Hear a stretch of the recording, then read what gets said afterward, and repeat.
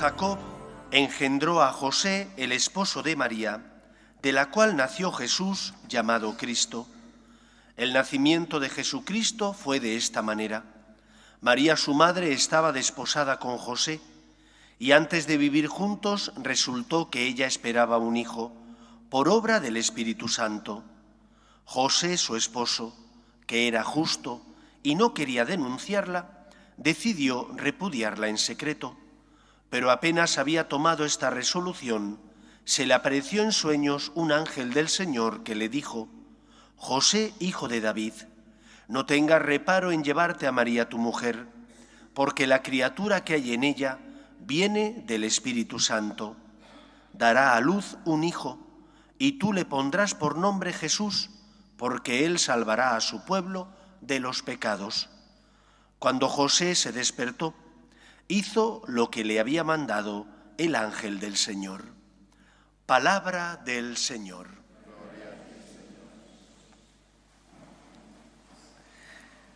José es el prototipo del justo, del santo, de aquella persona que quiere por encima de todo hacer la voluntad de Dios, siendo fiel a lo que el Señor le pide. Pudiera parecer que la vida de José fue fácil, pero no lo fue.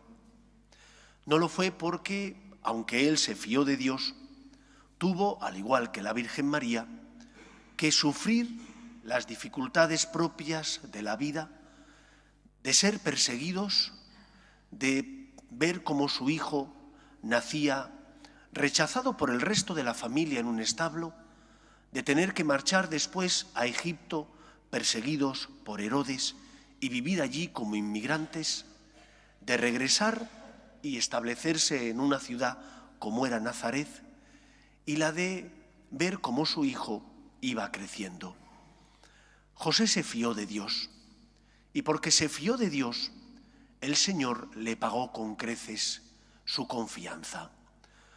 A veces pensamos que hacer la voluntad de Dios solo es y siempre es difícil.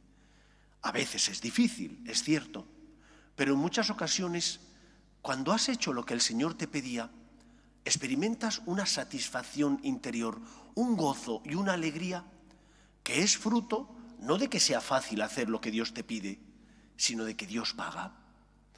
Hoy celebramos la fiesta de San José y siempre unido a San José va la fiesta del seminario, donde se nos recuerda que Dios llama a jóvenes a que le sigan para ser sacerdotes y de esa manera servir a la Iglesia. Ser sacerdote puede parecer un sacrificio, y lo es, porque abandonas tu proyecto de vida, tus planes, que todos teníamos planes, los dejas a un lado para hacer lo que el Señor te pide, pero la experiencia que tenemos la mayor parte de los sacerdotes, al menos la mía es esa, es la de que el Señor te paga con creces y te hace feliz. ¿Que hay sinsabores y dificultades? ¿Es que los esposos no tenéis sinsabores y dificultades? ¿Es que los solteros no los tienen también? Todo ser humano tiene dificultades en la vida, pero el Señor te paga. El Señor te da fuerzas para que puedas cumplir con la misión que te encomienda. El Señor te paga con creces y te hace experimentar una felicidad tan grande que nada en el mundo, salvo Dios, es capaz de darla. Por eso San José nos enseña, en primer lugar, que no tenemos que tener miedo a hacer la voluntad de Dios. Que cuando el Señor nos pide algo, por difícil que nos parezca, por complicado, fiémonos de Él. Hagamos, aunque nos cueste, aunque duela, aunque exija para nosotros esfuerzo y sacrificio, hagamos lo que el Señor nos pide. Porque el Señor, cuando te pide algo, te lo pide para tu bien. Pudiera ser que te cueste perdonar a una persona, por ejemplo, o compartir tu tiempo con alguien que necesita de ti. Eso te hace darte, te hace salir de tu comodidad. Pero cuando lo has hecho, te sientes mucho más lleno que si no lo hubieras hecho. Cuando eres fiel a Dios, cuando haces su voluntad, el Señor te paga. No creo que, quitando la Santísima Virgen María, ningún ser humano disfrutara tanto como José de poder tener en sus brazos nada más y nada menos que al Hijo de Dios. Cuentan que San Antonio le pidió esto al Señor y que el Señor se lo concedió, tener en brazos al niño Jesús.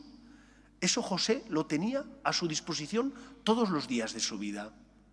Tuvo que educar a Cristo, tuvo que, lógicamente, trabajar para sacar adelante su familia, pero el Señor le pagó con creces la fe y la confianza que él demostró. Por lo tanto, lo primero que nos enseña la fiesta de San José es que no tenemos que tener miedo a hacer la voluntad de Dios. José, que era justo, dice el Evangelio, es decir, que era una persona de fe, que deseaba siempre en su vida hacer lo que el Señor le pidiera. José hizo la voluntad de Dios y porque hizo lo que el Señor le pidió, se sintió plenamente pagado, se sintió feliz, se sintió dichoso. No tengas miedo. Cuando haces lo que Dios te pide, te sientes feliz y te sientes dichoso. Yo recuerdo cuando el Señor me llamó por segunda vez a ser sacerdote. La primera vez cuando me llamó tenía 10 años y como un niño que no era consciente de las cosas, hice lo que creí que el Señor me pidió, pero yo no era consciente. Mis padres sí, eran conscientes y ahora yo sé el sufrimiento que ellos padecieron porque yo me marchara siendo un niño de 10 o 11 años al seminario de Orihuela, que estaba a 60 kilómetros de Alicante. Pero yo, cuando Dios me llamó por primera vez, sabía lo que el Señor me pedía, pero no era consciente del precio. Y de hecho, fui muy feliz todos los años que estuve en el seminario. Pero cuando después dejé el seminario y después de hacer el acceso a la universidad y 3 años de derecho, volví a sentir la llamada del Señor a ser sacerdote, ahí sí que me entró miedo. Y le llegué a pedir al Señor, no me pidas eso. Pero Dios es testarudo, mucho más que nosotros. Y al final me convenció. Y no me arrepiento, os lo aseguro, de haberme fiado de Dios a unas regañadientes, porque me costó mucho al principio decirle que sí. No me arrepiento, me siento feliz y dichoso. Creo que no hay mejor pagador que Dios. En segundo lugar, la Iglesia es jerárquica. Vivimos en un mundo de confusión donde, porque ha entrado dentro de la Iglesia el relativismo moral, cada vez más personas piensan que la Iglesia tiene que adaptarse al mundo. Y adaptarse al mundo se tiene que adaptar en aquello que no es fundamental y que Dios quiere que nos adaptemos. Por ejemplo, los cantos litúrgicos. Por ejemplo, los medios para evangelizar, Internet. Ahí la Iglesia tiene que adaptarse. La Iglesia tiene que adaptarse al mundo para llegar al mundo. Pero no puede adaptarse al mundo dejando de ser sal de la tierra y luz del mundo. La Iglesia fue formada y constituida por Cristo para sacralizar el mundo, no para mundanizarse. Y por lo tanto hay cuestiones donde la Iglesia no puede mundanizarse, sino que tiene que ser fiel a la voluntad de su fundador. Y por voluntad de Cristo, la Iglesia es jerárquica. Es decir, el Señor encomendó a Pedro y a sus compañeros el deber de apacentar, de cuidar y de guiar a la Iglesia por el camino de la verdad, defendiendo la verdad moral natural y la verdad moral revelada. Y este don y esta misión se la concedió a Pedro y sus compañeros y la heredaron los obispos, que son la jerarquía. Los sacerdotes somos ministros al servicio de la Iglesia, que colaboramos con el Papa y con los obispos. Y por lo tanto, la Iglesia nunca dejará de ser jerárquica. Y si dejara de ser jerárquica, dejaría de ser la Iglesia fundada por Cristo, dejaría de ser sal de la tierra y luz del mundo. Eso no significa que los laicos no tengáis una tarea fundamental dentro de la Iglesia y que haya oficios que podéis desarrollar dentro de la Iglesia, dado que cada vez hay menos sacerdotes. Pero nunca podréis realizar la tarea que Dios encomendó a la jerarquía, porque para eso se la encomendó a la jerarquía. Por eso tenemos que rezar y pedir para que el Señor mande obreros a su mies, Por eso tenemos que rezar y pedir para que el Señor toque el corazón de los jóvenes y esos jóvenes que sienten la llamada no tengan miedo, como me ocurrió a mí en la segunda ocasión, no tengan miedo a hacer la voluntad de Dios. Recemos y pidamos, pero la Iglesia no puede dejar de ser jerárquica, porque si dejara de ser jerárquica, dejaría de ser la Iglesia de Cristo. La Iglesia no es una democracia, porque no quiso Cristo que fuera de esa manera. Quiso que fuera jerárquica y que el Papa y los obispos, iluminados por el Espíritu Santo, decidieran en asuntos que tienen que ver con la moral y la fe. Y por lo tanto, no dejemos que el relativismo penetre en nuestro pensamiento y concepción sobre la Iglesia, puesto que es dañino, hace daño y desvirtúa la naturaleza de la Iglesia como cuerpo místico de Cristo. En tercer lugar, hoy, la fiesta de San José, nos recuerda también que cada uno de nosotros ha nacido en una familia humana y que esa familia humana está compuesta por el padre y por la madre.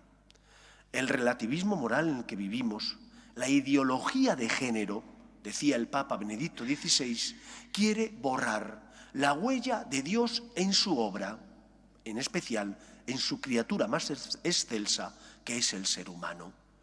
Defender la familia es defender al ser humano.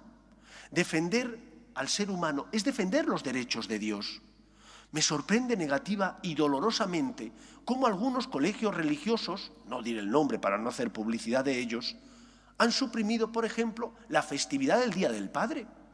Pero si Dios nos creó para que naciéramos en una familia donde el padre y la madre son los que educan a sus hijos, y quiso que su hijo Jesús tuviera también padre, no natural, porque San José no es el padre natural de Jesús, pero sí el padre adoptivo y legal, aquel que se preocupó de educar a su hijo Jesús, de protegerle, de darle el sustento necesario para que pudiera crecer humana y espiritualmente.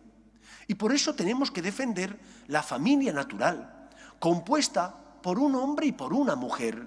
Y cuando hacemos esto, no estamos yendo en contra de nadie, estamos yendo a favor de la vida, de la dignidad de la persona y por lo tanto del proyecto del Señor que puso en el corazón del hombre el deseo a unirse a su mujer y a ser una sola carne. Por eso abandonará el hombre a su padre y a su madre, se unirá a su mujer y serán los dos una sola carne. Y esto no lo podemos obviar y tenemos que defenderlo, porque es el designio amoroso de Dios que nos creó a su imagen y semejanza y quiso que así fuéramos, que naciéramos en una familia donde el padre y la madre educan, cuidan y protegen a sus hijos. Pidamos, por tanto, por las familias, para que se mantengan unidas, para que eduquen a sus hijos cristianamente y para que eviten todo aquello que borra la huella de Dios en el corazón del hombre. Y, desgraciadamente, la ideología de género que tanto predicamento tiene hoy en día intenta borrar la huella de Dios como creador en el corazón del ser humano.